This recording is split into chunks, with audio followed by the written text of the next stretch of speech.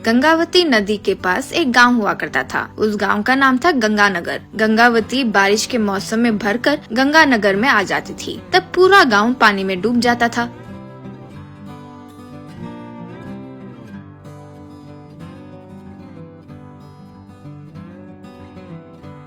पानी में जाने के बाद लोग वापस बाहर आते थे।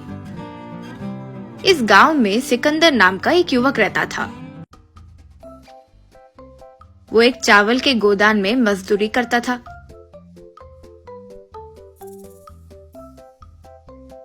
चावल के बोरियों को लॉरी में चढ़ाना उसका काम था।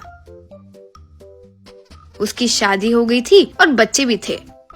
माता पिता भी थे। उन सबकी देखभाल करने की जिम्मेदारी उसी की थी। इसीलिए मिले मजदूरी के पैसे काफी नहीं होने से वो दुखी रहता था।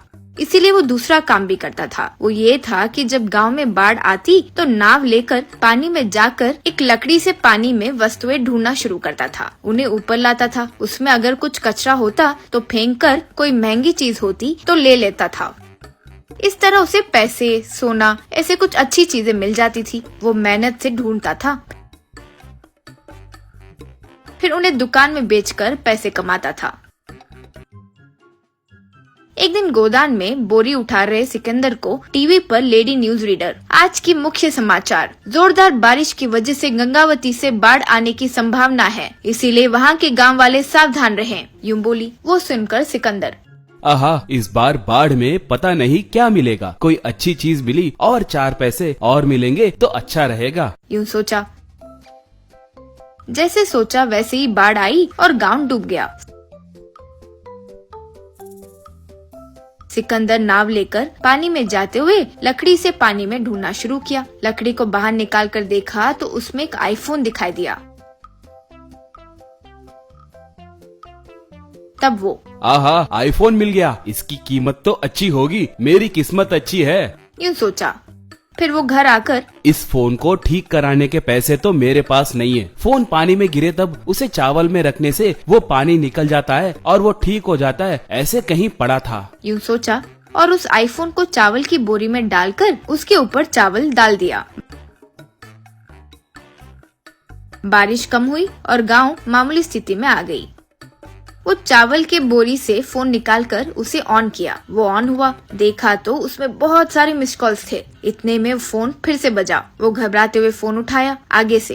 हेलो राजन भाई, क्या हुआ? फोन बंद आ रहा था। खैर, शाम को 4 बजे पिज्जा शॉप के पास हमारा आदमी तुम्हारे आदमी को माल देगा। कोड के तौर पर वो कहेगा, आज आसमान नीला है, तुम्हारा आदमी, हाँ बादल भी छाए हुए हैं, यूं जवाब में कहलवाना, ठीक है ना? रखता हूँ भाई, कहकर फोन काट दिया सिकंदर। ओहो, तो ये फोन राजन नाम के आदमी का है। वैसे क्या माल होगा, देखते हैं कि क्या है, यूं सोचा।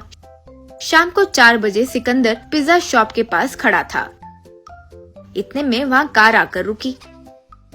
उसमें से एक आदमी सूटकेस लेकर उतरा और सिकंदर के पास आया। तब वो, आकाश नीला है, यूं कहा सिकंदर। हाँ, बादल भी छाए हुए हैं, यूं कहा। वो सूटकेस देकर चले गया। सिकंदर घर आकर सूटकेस खोलकर देखा तो उसमें हीरे थे। बाप रे, हीरे, इसके क्या दाम होंगे? यानी ये बड़े स्मगलर से लगता है। वो राजन भाई बड़ा डॉन है लगता है। उसके हाथ आ गया तो मुझे जीने नहीं देगा, यूं सोच रहा था कि फोन बजा।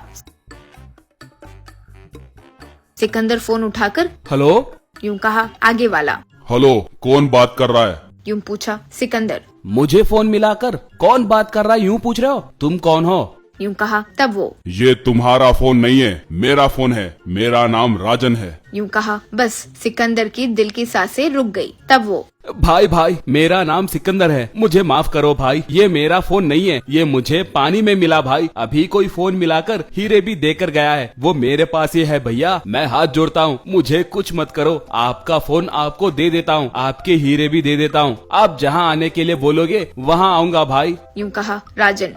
तुम्हें आने की जरूरत नहीं है, मैं ही तुम्हारे पास आऊंगा, तुम्हारा एड्रेस बोलो, यूं कहा। सिकंदर ने एड्रेस दिया। थोड़ी देर में उसके घर के सामने एक हेलीकॉप्टर आकर उतरा।